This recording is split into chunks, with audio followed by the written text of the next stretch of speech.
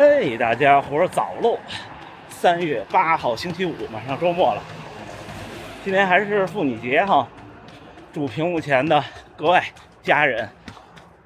都节日快乐。应该是有轻微的感冒，但是我觉得不严重，轻松跑吧。你们看这个地方，在这儿，这就是那天大阪马拉松我喊会长在的那个地儿，就这儿拐过去一点点，差不多是这个公共汽车站这儿。我那天还想呢，本来我那一声可能就给专业运动员吓一跳，万一会长真的喊了一声说在呢，那会不会其他运动员都特别的惊讶，然后再看他一下。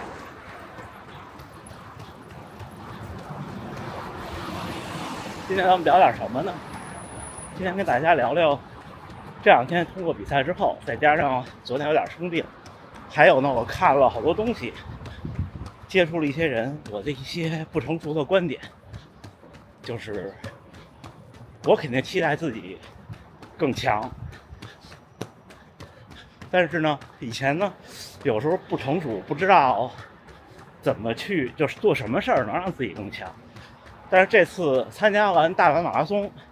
看完东京马拉松，包括在东京参加了一些跑步组织的活动，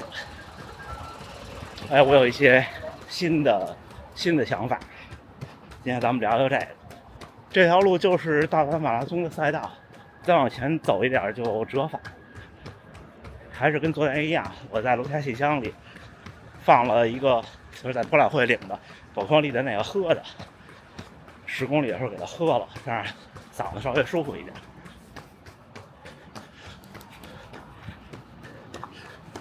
话说回来，大阪马拉松的赛道确实是窄，因为这儿就是赛道，这个地儿差不多是10多公里的地方。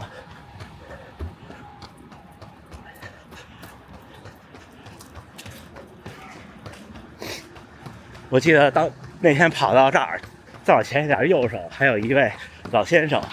穿着就是他们是70年代吧，那一次万博会大阪，就是那个头顶上是一个天线那个锅，那个太阳什么的那个，穿了那么一个 cosplay， 跟那加油。这次在东京其实参加了一两个小活动，但是我没有剪到片子里。参加了一次冬跑联，就是辛大哥邀请，赛前一天下午的补碳大会，在一饺子馆，就是在人家的非营业时间，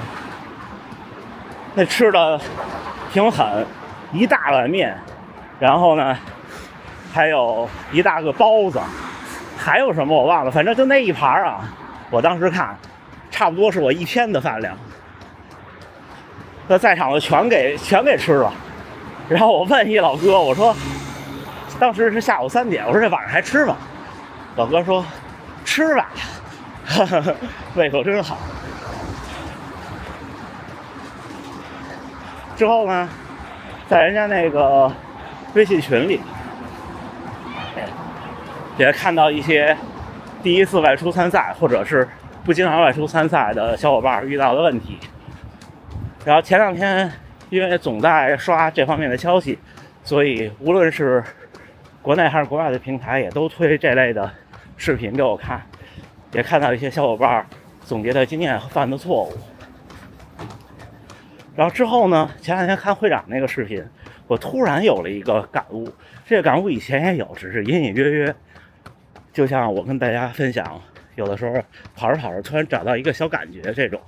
这次我把它总结了下来跟大家分享。就是咱们先说赛道上的事儿，比方说我赛前那一周我们团队的10公里测试，我跟着田中先生3分39的配速完成10公里，说实话挺顶的，就是几乎不能再快了。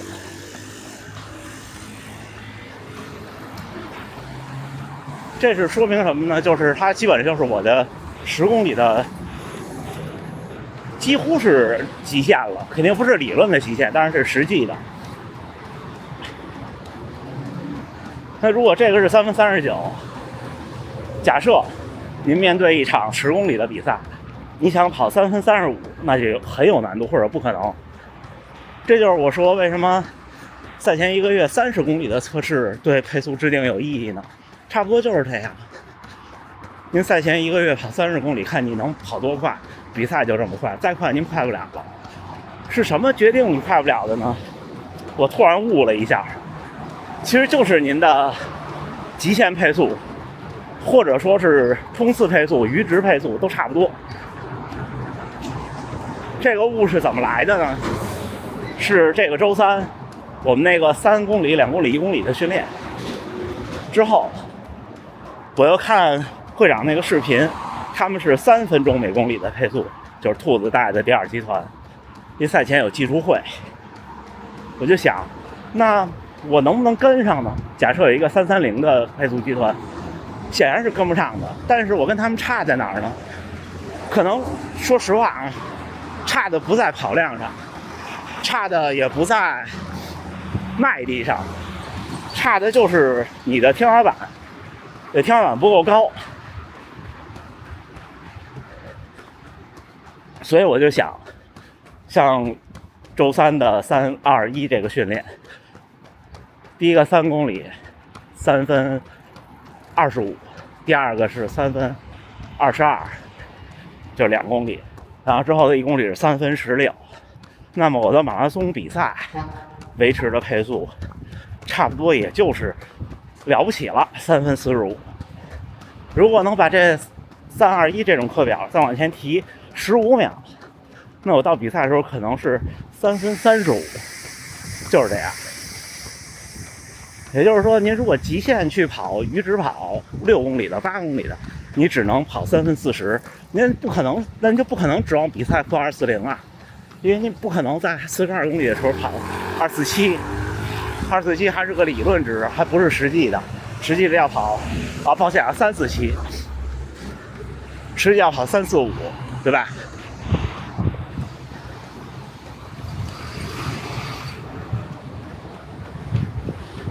这就是我的一个想法。那怎么解决它呢？又回到了初跑时代。你看我跟大家分享初跑者，我是初跑者的时候，那时候就是每一次都想怎么能更快。抱歉，风有点大。怎么能更快这个事儿是最终的核心啊。我们经常是包括我自己跑到了一定程度，每天的训练就一成不变了。那这样的话是不能更快的。比方说前两年我的跑量挺多的，我也跑强度，但是呢，我每一次跑强度呢，基本上都差不多。大家翻我那个时候的视频，可能就是3分40、3分45。直到去年参加这个周3早晨的早训练，发现有些人那么快，我慢慢跟人家，不知不觉我天花板就被拉高了。但是我觉得，无论是从肌肉、力量、体重，还是全马的耐力，我其实没有什么明显的变化。因为你练到这个程度，大多数人其实就是在维持自己的运动能力，只是你的天花板拉高了，我在比赛的时候就会更快。所以万年不变的逻辑就是，对我来说，到我这个阶段，我应该再继续想一想，怎么样能让自己更快了，把天花板再拉高一些，这样到比赛的时候，可能好成绩就顺其自然了。因为你平常的强度跑，如果能跑到330稳定的，就像那天我那个10公里的测试，如果能提升到330是同样的体感，那我觉得我应该就稳稳的可以在比赛的时候跑到345，在全程马拉松的比赛上，对吧？所以就是跟屏幕前的小伙伴们两种小伙伴，一种是初跑者，初跑者就是要想想怎么每一次比上一次更快，否则就是会像有些小伙伴跑了多少年，刚开始跑步的时候6分半，跑了4、5年还是6分半，也许您可以一次性跑得更长了，但是不会更快。还有一种人就是像我这种人，就我其实属于比较固执的那种人，有时候不开窍，可以给大家这么一个不成熟的建议，抛砖引玉吧。另外一件事就是赛道之外的事儿，其实外出参赛赛道之外的事儿挺重要的。比方说东京，以前东京马拉松不是现在这个逻辑，以前您报名存包什么的就都有。从我那届开始，之前我不知道，我那届报名的时候还没有这个事儿。后来过了一段时间，突然收到一个邮件，说存包要收费，1500日元。如果您要存包，就得在某天之前支付这个。这次包括到现在，我看一个小伙伴忘记这个事儿，发现一到场一领完东西，发现自己存不了包。这是第一个建议，就是外出参赛，就国外的比赛。现在咱们不做好坏的比较，只不过是不同的行为习惯。就是在国外的比赛，不管是日本还是欧美，您一定有一个靠谱的电子邮箱，并且每天查阅，养成这么一个习惯。在报名比赛的时候，我知道电子邮箱在国内用的少，是为什么呢？是因为咱们几乎少经历一个时代。就是 PC 的互联网时代，我们经历的太短了，所以大家还没有这个习惯，都是社交媒体。但是大多数海外的马拉松都是靠电子邮件来沟通、发消息。还有比方说纽约也是，您如果自己报名抽签中的纽约，那在赛前几个月会有一封邮件，让您到一定时间去预约前往起点的巴士。因为起点你自己去真的有难度不小，并不是说不行。在市中心有几个点有免费的大巴，但是呢，在哪儿上车是要提前您要去约的，而且是先到先得，它有总数，它那总数按官方说是实现不了每个人一票的，就是先到先得。您如果没弄这事儿，到时候您坐不了大巴，您就只能自己想办法去起点。还有比方说关注各种信息，举个例子，2018年我参加伦敦马拉松，那2天正好赶上伦敦的地铁罢工，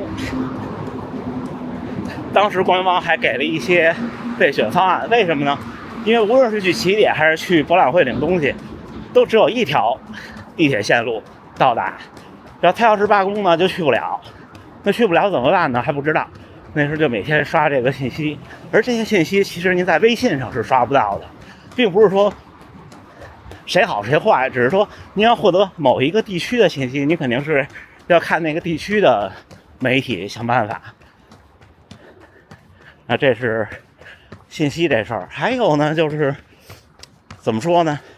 比方说我在这次东京马拉松的一个特别大的群里就看到，有一小伙伴特逗，发了张图，然后说在日本买能量胶，看看到时候管不管用。结果他发那个图呢其实是挺有名的，那个这边治感冒的那个药，就黄颜色小盒的那个。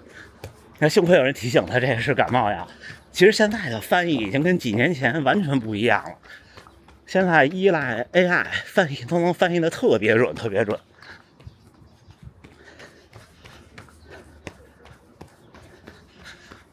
而且都是拍照翻译，就是什么事情先翻译加搜索，一般都能解决问题。就这东西是什么或者干嘛的，你就把它翻译出来加搜索，或者不翻译可以文字识别完了以后加搜索，然后再配着图看，就差不多。还有就是比方说很多人问怎么去起点，住在哪儿，这个其实是一个目前最容易的事情，你就用地图。但是不成熟的建议是，可能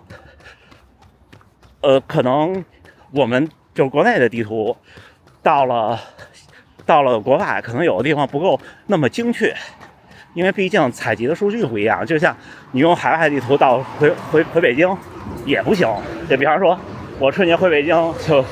对着2个版本的地图找毛病，就特有意思。我看都已经关了好些年的店，在海外的地图上还有，这也没办法，入乡就得随俗。但是好在呢，都能用中文搜索，而且呢，参赛手册上也都写了，您是哪个分区从哪个县的哪个站下车，你就严格照它做，您的目的地就设成哪个县的哪个站，您一搜。而且呢，大多数的地图，不管国内国外的，都可以实现设定到达时间或者是出发时间。像别的国家我不能完全确定，纽约还好，但是纽约经常晚点啊。像日本这儿是这么一个逻辑，它的列车不管是地铁还是公交车是有时刻表的，就像咱们那儿的火车一样，就是它的时刻表不是说它有时刻表，它执行的比较狠。您拿地图搜，它让你上5点47的某一趟车，在某一个站台，那肯定是您早2分钟晚2分钟看的车，有可能不是。好多海外的地铁和电车就像我们那儿坐火车一样，同一个站台同样来的车去的地方可能是不一样的。归根结底就是掌握方法要比掌握答案更关键，而且可能听说的事情就耳听不一定为实，还是自己眼见。就是大家掌握这个方法呢，跟刚才我说跑步一样，就是我们的进步来源于什么呢？来源于突破和改变。就像刚才我说跑步的配速，我想变快，那就得突破和改变。我想耐力变好，突破的是跑量；我想跑得更快，突破的是速度。那想突破的话，就必须得改变呀。因为如果你还是我那个逻辑，如果你对自己的现状不满意，如果不改变现在的方式，那你的现状是不会改变的，对吧？因为你的现状是现在的各种，比方说跑步，我现在的能力，那就是我的训练、生活、饮食、起居和心态，这些所有东西造成的。如果我不改变其中的一个或者多个，那这个状态就不会改变。外出参赛也是，参赛其实本身也是一种锻炼，这次我特别的强烈的认识到这一点，无论是从心理上还是从能力上，知道的越多，恐惧的相对就会越少，也就不会有那么多担心。所以多参赛其实也没坏处，前提是你每次参赛都有收获。至于比赛路线需不需要提前探啊，这都我觉得没那么重要，因为您上了赛道基本不会犯错，你又不会是第一集团，有可能跑错，对吧？补给这也是看见吃的就拿呗，你要想留意就可以提前记一记关键的补给点就好了。不过说到跑错，昨天看北京那个副中心马拉松今年又开始报名了，他们出了个宣传片，还有我一闪而过。我想那天其实是那天最后冲刺之前有一个小折返，当时没有把那场比赛太当回事儿，我也没怎么看赛道的图，到那儿前面什么都没有，然后人也不多，那个小折返那儿，我快到以后我心里就含糊，我赶紧冲着对面的工作人员喊，我说前面怎么跑，前面怎么跑，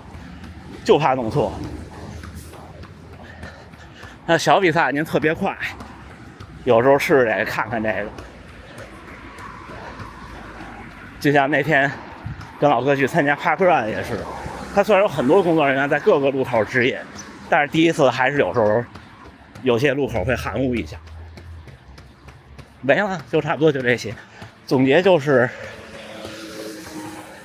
改变才能有突破，不管您改变的对还是不对，就算不对也是试错了嘛，对吧？这点对我来说，我觉得可能比很多屏幕前的小伙伴更重要，因为我其实是个特别固执的性格，不像很多小伙伴能那么的灵活和变通。这点我应该再跟自己说一说。所以对未来的训练呢，我想今年要拔高一下，就是把强度加大，尽量维持跑量，去冲一冲速度，让自己能尽快的从3分35的阈值能够哪怕涨到3分30，我就很游刃有余。这样的话呢，半马就有可能打开115，全马呢就应该可以打开240了。像我现在的水平，全马的话只能靠运气，只靠运气这个事儿我接受不了，还是让自己更强一些。行吧，差不多就跟大家分享这么多，天都亮了。我现在往家跑去，把相机放下，然后喝那个宝矿力，之后再接着往大宛城跑。咱们训练之后聊。3月8号星期五清晨7点31训练结束，跑了21.4公里，平均配速4分58，心率139，还行哈。其实今天就算是轻松跑，就是病中的轻松跑。你听我说话声音也还行，嗓子没有昨天那么疼了，然后目前为止几乎没有其他的症状。有小伙伴帮我分析是因为什么，其实无论是什么我不太在意，就是它无非就是病的原因不一样而已，你最后不还是得让它自愈嘛，对吧？现在人类其实你看，我们说要突破，要进步，科技今天 AI， 明天又是什么，但是人类其实还是挺落后的。对于病来说，除了手术的那种能解决的病，外伤人类能攻克的现在也只有抗生素能攻克细菌感染，对病毒其实还是几乎束手无策，对不对？就只等着它好，多吃鸡蛋，多喝牛奶，多吃肉。今天跟大家聊聊上一个月，对我来说是赛季的一个月，对很多小伙伴可能是这个月底是第一场春季赛季。就我这个赛季过去以后，我的一些感悟，我觉得通过比赛，通过训练，阶段性的收获一些东西是很有意义的，并且对后面的训练很有帮助。我现在就在反思之前的3年半，其实就是闷着头练的有点用力过猛，而缺少很多反思。也可能是那段时间精神绷得比较紧张。对，我觉得我发现这1年多，有可能是面对新的环境挑战多了，人不像以前那么死气沉沉，亦或是呢加入这个跑团，有了更多的社交，对我来说，我觉得好像有一些变化，好吧？那还是明天下午北京时间1点半，我们会有直播。明天是最后一个训练日，明天早晨的视频会回复各位的评论，有什么想聊的，大家评论和弹幕好吗？最后还是祝大家能努力生活，健康平安，一切都好，加油干，加油干！咱们明儿见。